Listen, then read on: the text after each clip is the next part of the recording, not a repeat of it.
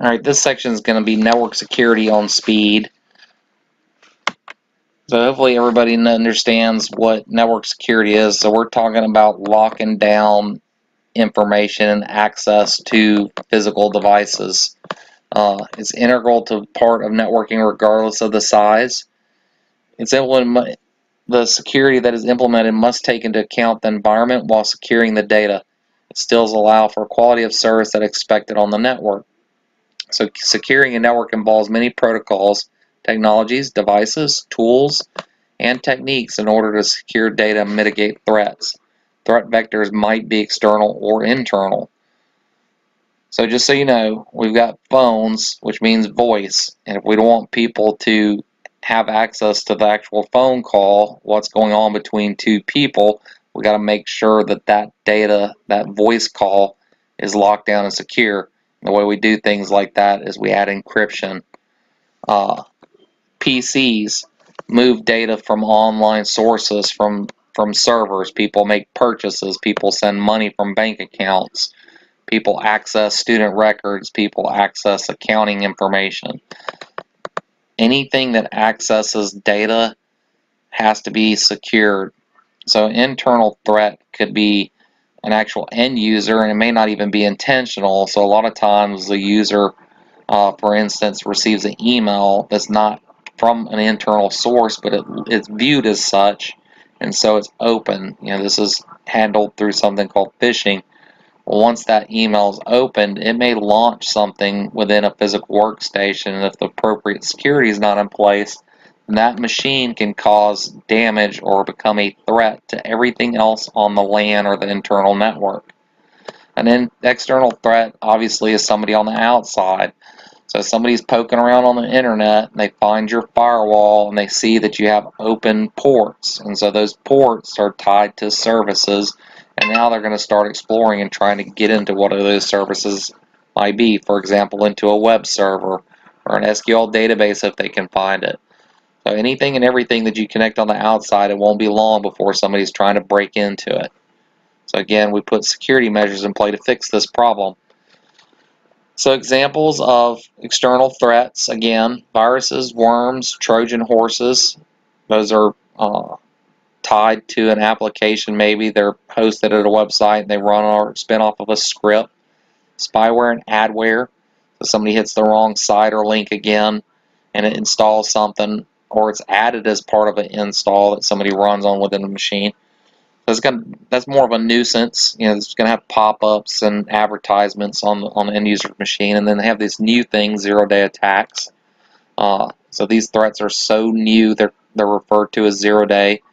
Most of your antivirus and signature-based threat detection features cannot figure out what that is because it's so new they don't know about it yet. Of course, threat actor attacks. This is coming from an actual individual or organization on the outside. Denial of service, data interception and theft, identity theft, and these are becoming more common practices because if they can get somebody's identity or intercept something, then they can usually translate that into some dollar signs. Almost all of your threats have money on the back end tied to them. People aren't just doing this for pleasure like in the old days. Most of this is being done because they know that they can penetrate and get something, then they're most likely going to get rewarded with dollars. Internal threats, lost or stolen devices, accidental misuse by employees. Again, most of the time it's not intentional. And then there is some malicious employee stuff. So maybe somebody's a disgruntled employee and so they decide they want to take all the customers from within some organization and move on to another employee and bring the customers with them. So security must be implemented in multiple layers using more than one security solution. So we're not going to just run Windows Defender and expect it to catch all. That's not the way this works.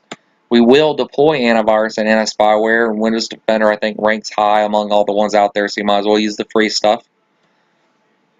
Firewall filtering is used to block unauthorized access into the network. Firewall filtering also should be running on the actual computers themselves. So that's something you guys can play with. There's actually a firewall built into Microsoft Windows. you guys should be able to click on your network adapter or right click and choose Open Network Sharing Center, and then click on the firewall feature and go in and add ports, etc. So these are two things that are added. There are some other things that have come into play since then, and I think some of them are described on the next slide. So in larger networks, but now even in homes, a dedicated firewall system, actual physical box, can be put into play. An old school firewall pretty much just ran access control lists, which is the same things that is used by the Windows firewall. A newer, more up-to-date box is going to bring intrusion prevention systems and intrusion detection systems into play as well.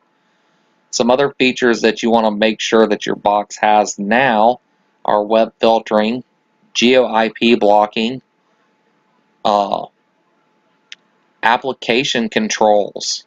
Well, why would we want application controls? Well, there's a lot of things that happen in their apps now. So for instance, Facebook, it's a non-productive thing in an environment. It's like work.